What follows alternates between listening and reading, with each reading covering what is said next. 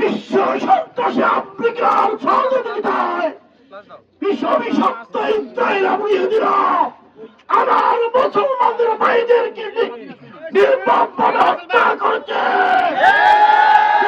শিশুদেরকে হত্যা করেছে। গাজা শেষ হয় নাই। গাজার প্রতিটি তুলিগুলো থেকে মসজিদ থেকে আগামী দিনে ইমানের বারুদ তৈরি হবে ইনশাআল্লাহ। আল্লাহ রাসূলের ভবিষ্যৎ অনুযায়ী এক সময় ইহুদিবাদী শক্তি পৃথিবী থেকে নিশ্চিত হয়ে যাবে ইনশাআল্লাহ। পৃথিবীতে কোন ইহুদিবাদী শক্তি থাকবে না।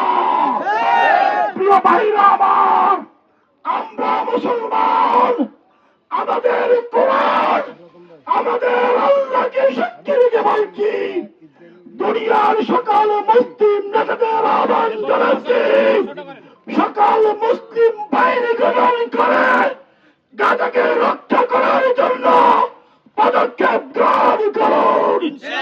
দুনিয়ার কোটি কোটি তৈরি জনতা মধ্যে নেতাই দিবা ফিলিস্তিনে যাওয়ার জন্য প্রস্তুত আছে। যদি পদক্ষেপ গ্রহণ না করেন, আখিরাতে আপনারা জবাবদিহি থাকবেন। এই কথা বলে আমি আমার কথা এখানে শেষ করছি।